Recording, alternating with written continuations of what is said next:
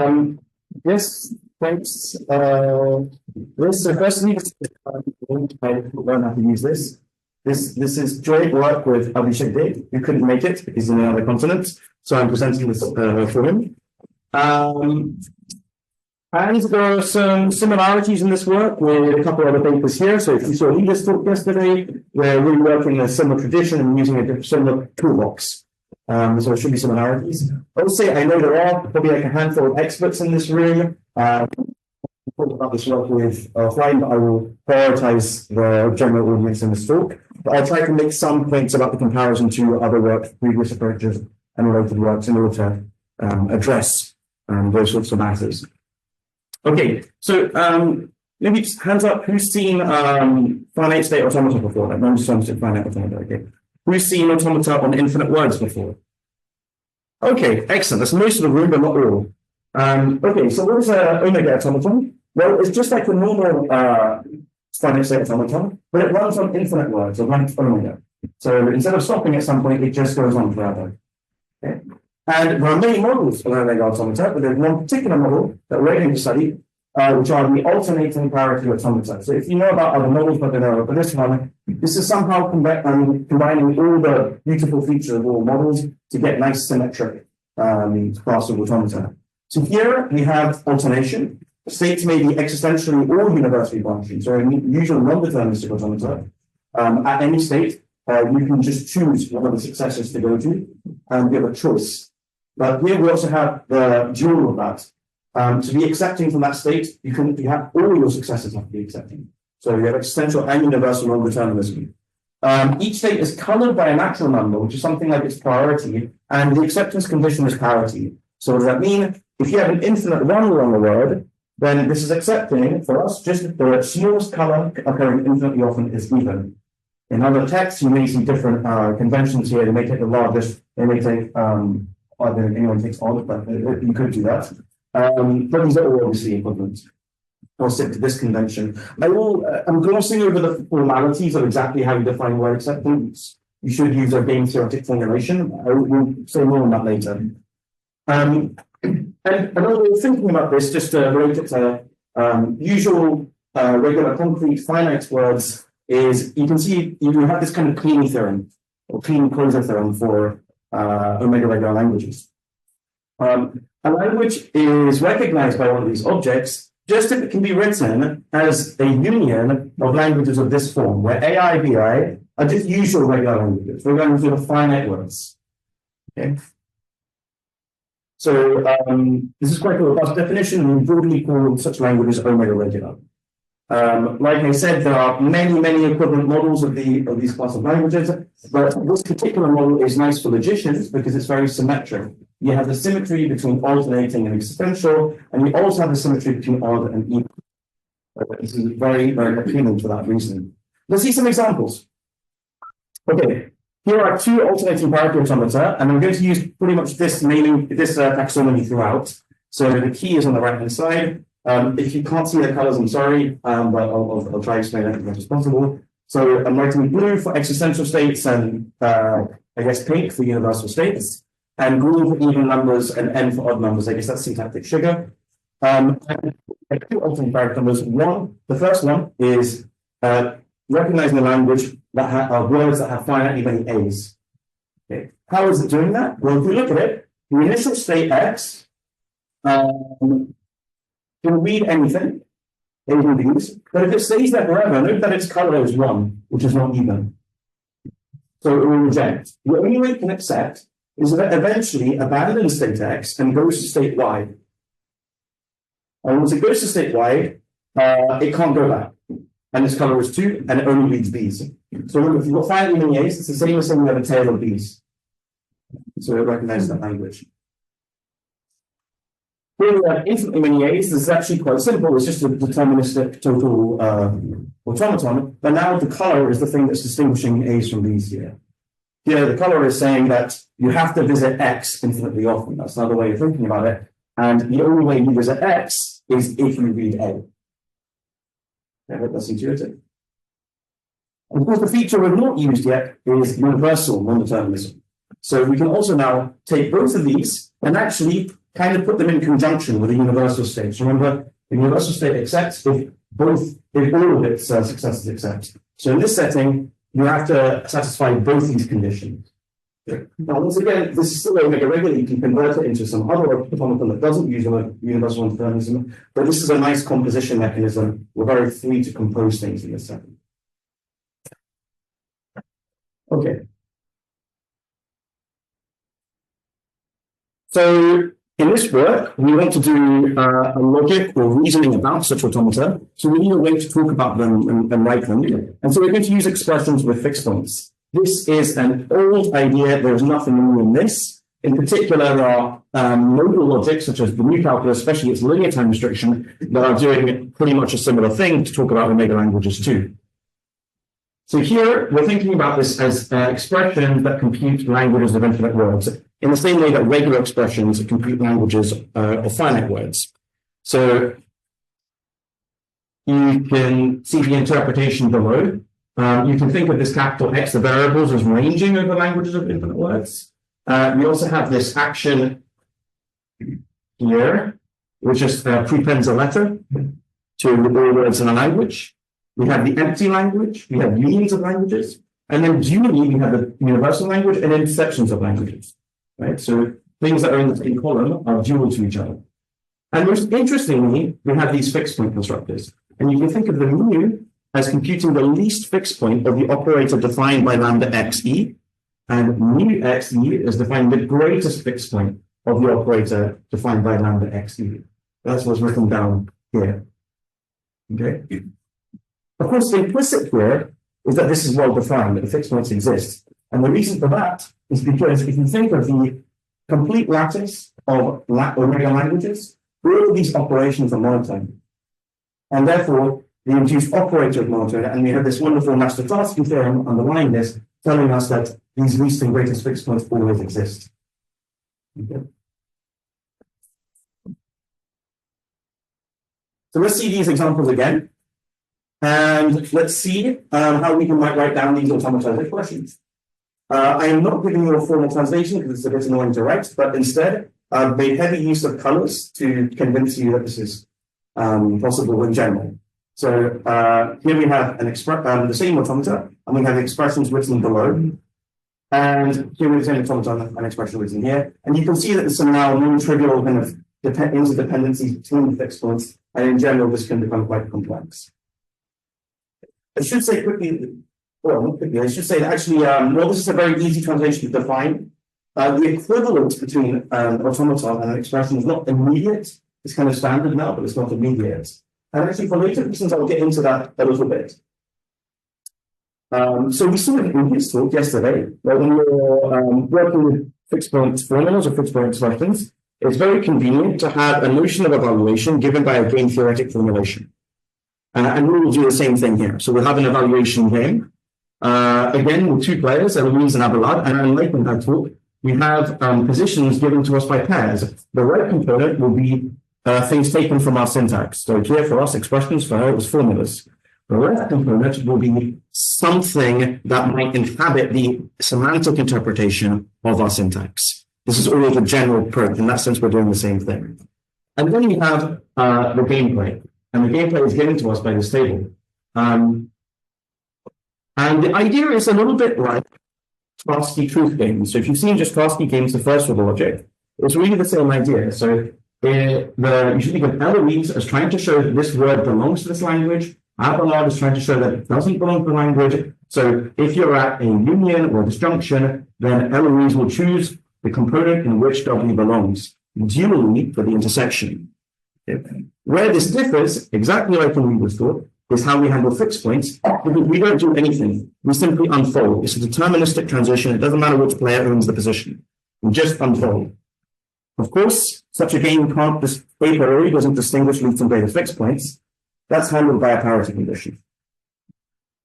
So we define a play, an infinite play, to be willing for Eloise if the smallest infinitely occurring expression is a null expression. Okay. It turns out that we can also, this means that infinite play is willing for Abelard if the smallest infinitely occurring expression is a mu expression. Any infinite play always has a smallest infinitely occurring expression that's either mu or mu. It's not a hard thing to see. Okay. And actually now by standard techniques, we can show an adequacy of this limit. We can show that the semantics defined by this combinatorial gain is actually equivalent to the semantics given I gave you a couple of slides ago, just defined by induction on the structure of expressions. Okay. There are a couple of ways of doing this. I think originally, going back to Street and Emerson, we had this quite complex method of signatures, which is what we did in the paper. I recently learned there's a much more elegant kind of proof to do with this that I think I found in Ida's notes. But in any case, this is quite standard machinery. And this has a nice corollary that actually, to be clear, the association I showed you between an automaton and its expression really does compute the same idea. Another way of thinking about this is it shows you how you can see automata as a semantics of expression. Okay. Okay. So in this work, we're going to talk about the expressions and talk about systems of reasoning for them, proof systems, with a view towards eventually doing some proof theory with them. And that's what I'll present in a moment. Before I get to that, I want to give a little bit of context to this work. So, if you're an expert or you know a bit about the area or an automaton theorist, you may be there's already a syntax for APAs, the modal logic mu-LTL, and that is true. But there are a few aesthetic differences that seem subtle or minor, but actually percolate into quite big differences as you start getting into the actual proof theory of the situation. So, at a just aesthetic level, our expressions are based in the setting of lattice theory, not Boolean algebras. So we do not have complements. Now, of course, syntactically, you can reduce complements by de Morgan duality in LTL. But axiomatically, you have it. In particular, every model of, say, Kaibo's axiomatization of one-time calculus is a Boolean algebra. In parallel work, we did a complete accusation of the RLL theory of the entangled model of omega regular languages. But this accusation has models that are not Boolean algebras, where our original complements, and not necessarily complete lattices either. So it seems to be slightly more general, at least at that level. That's one subtlety. There are other things that I'm happy to talk to experts about in the background. What I will say is, even though it seems different and it doesn't seem like there's any reduction between the two, we clearly draw heavily from this kind of community. We are drawing heavily from the modal fixed point logic community. In particular, I'll point out this work by Daxhoff and Lange in 2006, that does something like a cyclic system from the RTL, and we're using really similar techniques. Now, on the other hand, this is part of a series of work coming from the algebraic tradition that I've played a part in. And so I'll tell you a little about where I'm coming from. So I started out looking at things like cleaning algebras. So these are algebraic theories of regular expressions. And in particular, this line of work started with us recasting this using expressions with least fixed points and without multiplication. And from that point of view, you can think of our right-linear lattice expressions arising as a natural duality of the right-linear algebra in a similar way to cleaning to action lattices or action algebras arising by some adjunctional duality to cleaning in cleaning algebra. So this is really where we're coming from. You can also think of these different settings of expressions as carving out different models of automata. So, for example, previously proposed omega regular algebras, these are something like a theory of Bucci automata as opposed to alternating parity automata. Okay. I could say a lot more about this, but I don't have time to. If you want to talk to me about this context, I'm happy to talk about that offline. But let's start getting into some of the work that we did. So maybe one motto of this, one takeaway of the slide is you should see this work as an application of cyclic proofs to algebras for regularity. That's really how we're coming to it. Okay, a cyclic proof system. So I guess people have seen a couple of works now on cyclic proof theory in this conference. Maybe you've seen other conferences. Maybe you don't work on it and you're trying to figure out how do we even come up with these things. I don't know how everyone else does it, but what I do is I try to establish some principles that are valid in my intended model, or semantics that I'm trying to classify, and I use that to design a system. So the first thing to notice is, in this intended model of omega regular languages, the lattice operations forms a bounded distributed lattice. Okay, that's kind of standard. If you're working with anything in formal language theory, you're going to have the structure. And the letters form lattice homomorphisms. Okay. The formatted functions that moreover preserve the bottom element, they preserve 0. Of course, they don't preserve the top, because if you take a universal language and you prefix A, you don't get the universal language again. What you do get is that the actions of each letter together partition the domain, right? And this is what we get here. So we know that the ranges of any two distinct letters is empty, and we know that together they carve out the entire domain. And so we get this sort of actions. And then finally, of course, we have by necessity that mu x e of x and mu x e of x are the least and greatest prefix points and postfix points, respectively, of the defined operators. And these are the standard axioms one might take to talk about least and greatest fixed points in proof systems.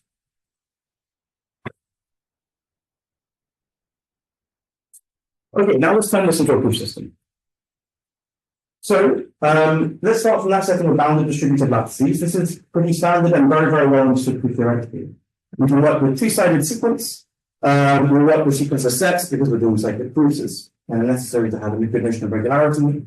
And we'll start with the standard system for bounded distributed lattices that I will not present, but you should think it's basically LK without negation, let's say. And to that, we're going to add those funky axioms at the end. And we're going to implement them as rules that are going to be designed in a way where sensitive to how proof search will operate. So the first thing I'll talk about is these homomorphism rules. And they're really just implementing those properties that I showed you in the previous slide. Here, we're saying the ranges of distinct letters are empty. We're saying they're a homomorphism. The fact that the left-hand side has to be non-empty is just the point that it doesn't preserve top, but the right hand can be empty. It does preserve 0. And this one is that partitioning axiom that I showed you. If you didn't understand the semantics of it, one other thing to note here is if you just think about syntactic proof search, these three rules account for all the ways the invertible phase might end, or the logical phase might end. If the logical phase ends, you have to be in one of these cases. Obviously, if you're trying to design a complete proof search, this is a good property that you would like to have. You'd like to account for every such situation. Okay. And then for the fixed points, we just take a standard set of rules for cyclic proof theory, but this set of rules, as usual in cyclic proof theory, doesn't insist that the fixed points are extremal. It doesn't tell me that the greatest fixed point is the greatest fixed point. It doesn't tell me that the least fixed point is the least fixed point. It just tells me they're fixed points. Instead, as we do in cyclic proof theory, we use the proof structure to distinguish least and greatest, just like we use the winning condition in the evaluation game to distinguish least and greatest. Okay. So what are cyclic proofs? Well, to understand cyclic proofs, let's talk about general non-well-founded proofs, something we call pre-proofs here. So usual proofs are generated inductively from an inference system. Right? We have a set of inference rules, and we generate proofs inductively. Well, we can just think of this in the same way, but generated co-inductively. Instead of finite trees or well-founded trees, there'll be possibly non-well-founded trees. Of those non-well-founded trees, we're interested in a particular subset, namely those regular trees, those that have only finitely many distinct subtrees. Another way of looking at this is it's those trees that can be written as a finite graph. So usual proofs can be written as finite trees or finite DAGs. Here we can be written as finite graphs, possibly with cycles. That's how they're often drawn as cyclic proofs, hence the terminology. And finally, of course, since non-well-founded reasoning can be fallacious, we need some kind of correctness condition. And this is really inspired by the evaluation game we took earlier. We asked that along every proof we have a good formula trace, something I will leave undefined. The idea is that they will be given by the Eloise winning plays on the right-hand side dually, the Abelard winning plays on the left-hand side. Let's see an example. I'll make it clearer. Okay. So here are two examples. This is a proof that the infinite stream of A's indeed has infinitely many A's. I'm not going to go into the detail because I think I'm already running low on time otherwise. But let's look at the high-level structure. Let's zoom out and look at the structure of this. This is an infinite proof that has just one infinite branch. It kind of loops on this bullet.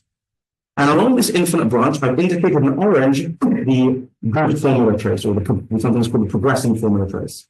It follows a greatest fixed point, namely IA. This is the expression we saw earlier, and unfolds it infinitely often. And it is a winning play in the evaluation game.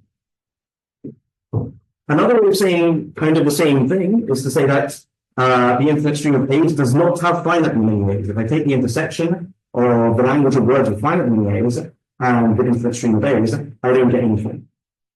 And this is a dual analysis. Again, there's only one infinite branch, but now it's going to be a least fixed point on the left that will induce a good formula trace.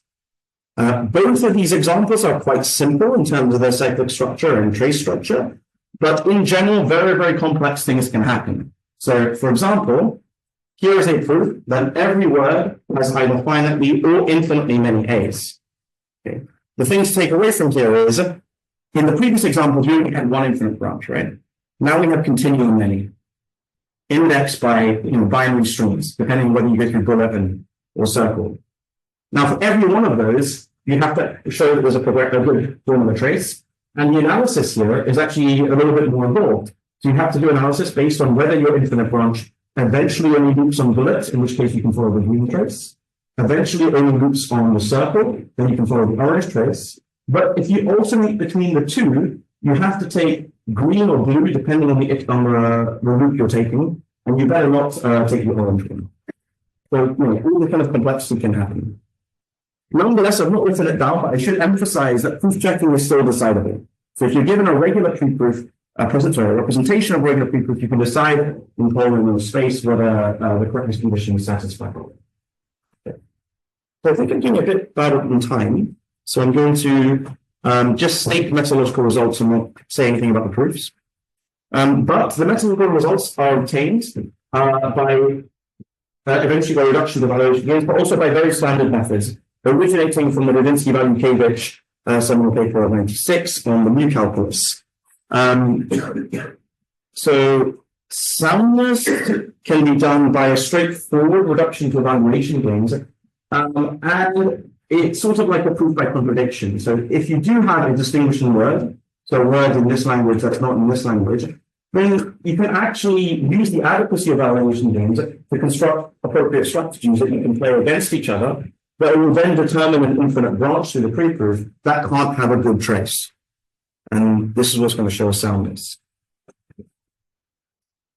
But for completeness, also as in this talk, we need to build up a bit more game theoretic machinery, and particularly work with this proof search game, as she did, between prover and refuter. So you can think about it as prover playing infinite steps and the refuter choosing premises of the infinite steps. And the beautiful thing about this is because this system is finite state, remember we took sequence of sets, by the Bucchi-Landweber theorem, this game is actually finite memory determined. It's not hard to see that the correctness conditions itself are omega regular, and so this finite memory determined. What this means is that if I prove completeness for nominal quantity proofs, I get it for cyclic proofs too.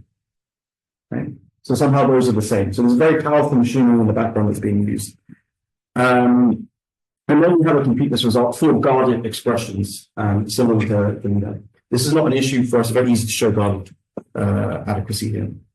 I will skip this proof because I'm very bad on time at the moment, and I'll go straight to conclusions. So we did this, it's part of that, and there are other directions. Thank you.